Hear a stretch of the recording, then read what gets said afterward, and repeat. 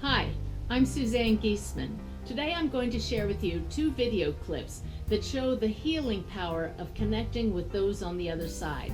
In this first clip, you're going to see a segment of a presentation I gave as a keynote speaker at the annual conference of the International Association of Near-Death Studies. I'll let the video speak for itself, and then I'll come back and introduce the second part. Enjoy.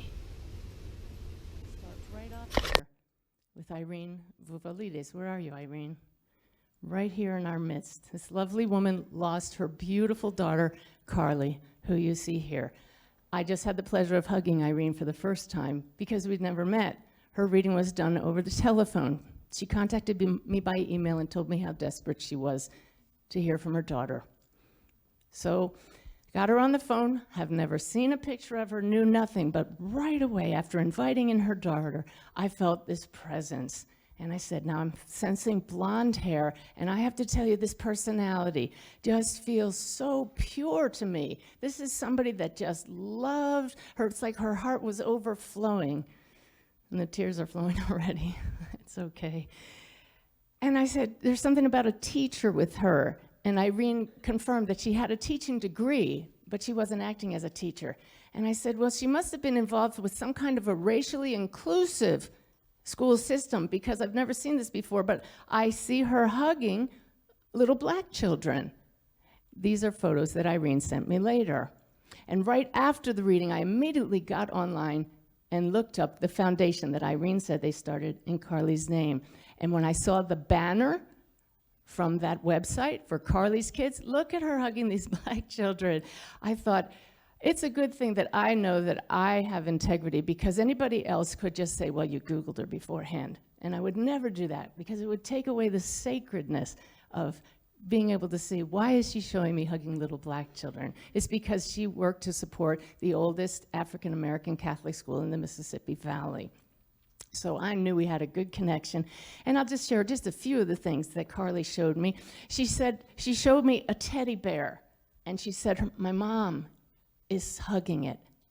And Irene confirmed that Carly had this teddy bear shown here since the day she was born, slept with it every night, and now Irene holds it and smells that teddy bear to get her daughter's scent. I said, well, Irene, Carly's showing me a ring that you wear on your right hand, and it was hers. Here's a picture of Irene's hand with that ring on it. I said, there's something about a mountain with a K sound to it. She said her boyfriend was climbing Mount Kilimanjaro when Carly passed. Wow. So the one thing I knew going into this reading was that Carly passed of esophageal cancer, the youngest known case on record. 22, right? 23, 24.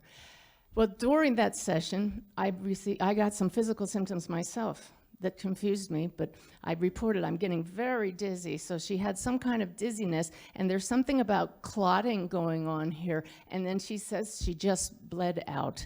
And unfortunately, that is what happened at the end. She fainted into her mother's arms, and she did have a clotting problem, and she bled out. I said, your daughter is talking about the Bible. But wait, it just changed from a Bible to a different book. And Irene said, it's my Bible. It's George Anderson's Walking in the Garden of Souls. I carry it with me always, and I call it my Bible. And I said, well, listen, I've autographed many, many books, and I always autograph them on the right side when you open the front page. But Carly is saying this one is autographed on the left side. And sure enough, it was. See what I mean by evidence? It's just awesome. And what's really cool is Irene had said going into the reading, Carly, I'll really know you're here if you talk about my Bible, which is really cool. So that reading was beautiful, especially afterwards when Irene said, sleep comes easily now, and insomnia had been a problem. And then she felt for the first time since her daughter passed the way she used to feel in her presence. That's what this work is all about. The day after I gave that talk, I felt a nudge to offer Irene a second reading. So there in my hotel room, I tuned into her daughter. Little did either of us suspect that Irene would receive a very special healing, a gift of grace that had long-lasting effects. Please enjoy this second segment. I gave her a phone reading and we got some amazing evidence. Left no doubt in her mind that Carly is still here. And I even said the other day in the talk that she said sleep comes easily to me, whereas she'd had insomnia since Carly passed. So we came here and I said, let's play it. Let's see if we can get Carly. Let's do a reading, but no pressure, and we'll just see what happens. And I knew that her father had died since I gave that reading, so let's see if we can get your dad. And some unexpected things happened, but I'll let Irene tell you about some of the things that convinced her that her loved ones are still here. Hi. I just wanted to take a minute before I share the miracle that happened with Suzanne yesterday and just tell you all a little bit about my daughter. My daughter was my best friend, my only child. She was a beautiful, beautiful young woman. When she was about 4 years old, we were in a grocery store, and she wanted this balloon that was strategically placed at the checkout. And I said, no, Carly, we're not buying treats today. She looked at me right in my eye and said, out of all the mothers in the universe, why was I born to you? And I've often thought about that throughout her life and said, I really don't know. I don't know. But I think I'm getting to know why. Carly catapulted through life. She was a force to be reckoned with. If she painted, she stayed up the night painting. If she sewed, she stayed up all night sewing. She was this vibrant young woman on our exhaustive college search at the University of Richmond, where they offered her a partial scholarship and a computer.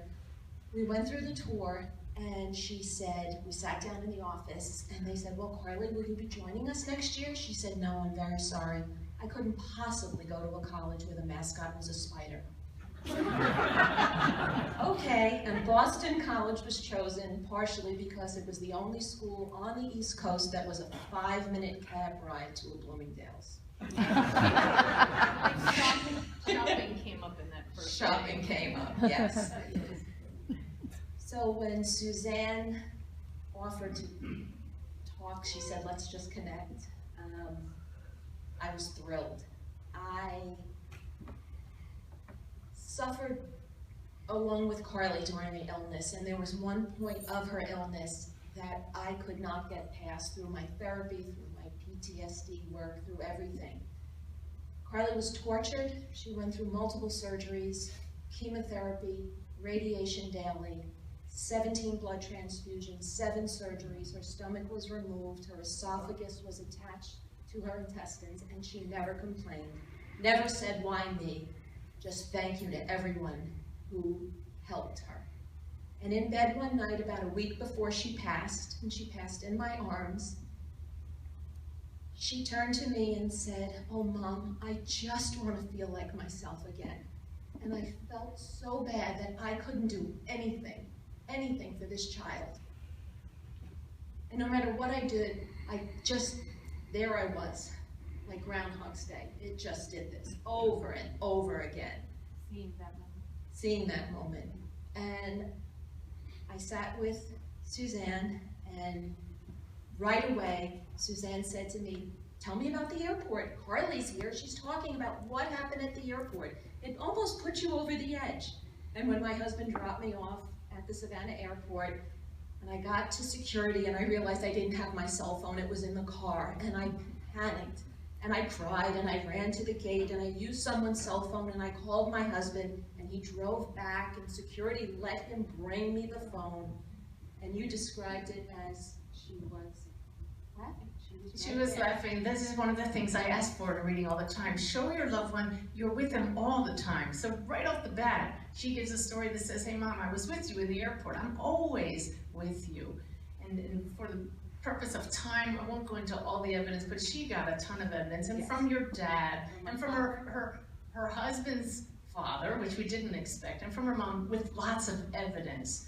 But what happened is all of a sudden, near the end, I could tell they were finished saying what they needed to say. All of a sudden, this higher energy stepped in, and I'm familiar with it from channeling my group called Sanaya. I know this feeling, but it was one of the real higher ups, and my head was drawn back, and I heard, she needs a healing. There is a deep blockage that she cannot heal herself. And I thought, oh, I'm supposed to tell her to go find a healer, an energy worker, because I don't do energy work. She had not told me the story she just told you now about that Groundhog Day incident. I'm always going back to that being stuck. She had not shared that. So I was about to say, you need to find an energy worker. Maybe you'll find somebody here, when they said, take her hands. We will heal her now. And I reached out and I said, just give me your hands. Something's going to come through me. Let's just feel it. I felt it. I felt it through my hands, and I heard it. It was a sound, it was a whoosh, it was a rush, it was amazing. I don't know how to describe it. I've never experienced anything like it, and Suzanne told me to leave, yes.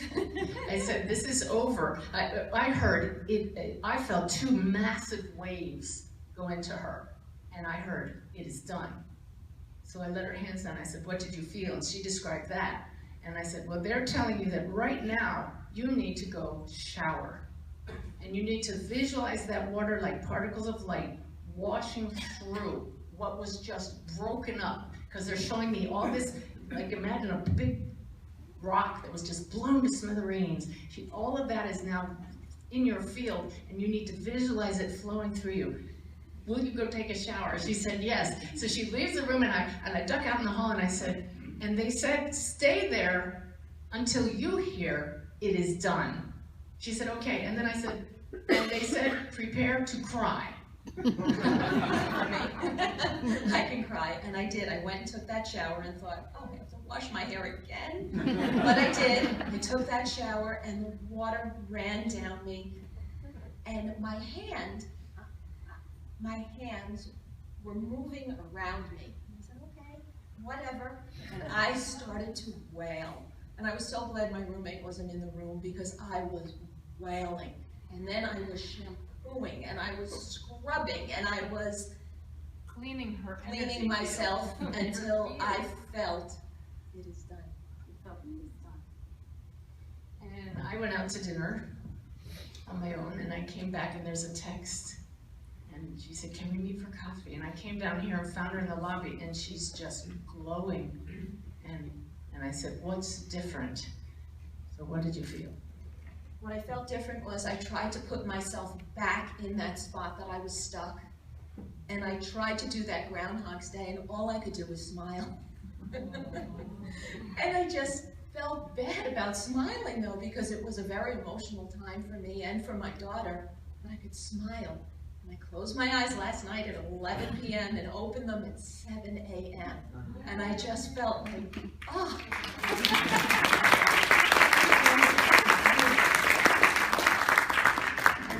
I opened my eyes, and there was an email from Suzanne, and I'd love, if you'd like to hear it, it's very brief, I'd like to share that email. Yes.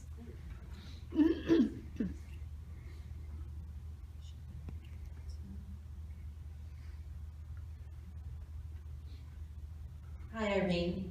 It's the middle of the night, and I can't sleep. 3 times I was told to send you a note to put in writing what Carly said as you and I were chatting in the lobby earlier after your shower cleansing. They may not be the exact words, but they came as you shared the thought that it didn't quite feel right to smile as you thought of that trigger moment. You made it through, Mom, through the healing, through the grief, through the block. Now we're both free. I'm so happy we can move forward together.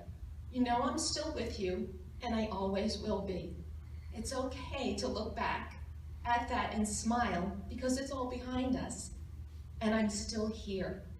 I know it's not the same as having me with you physically, but we will always be together.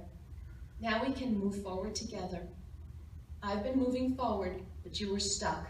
Now you're free, and I'm still here. I love you so much.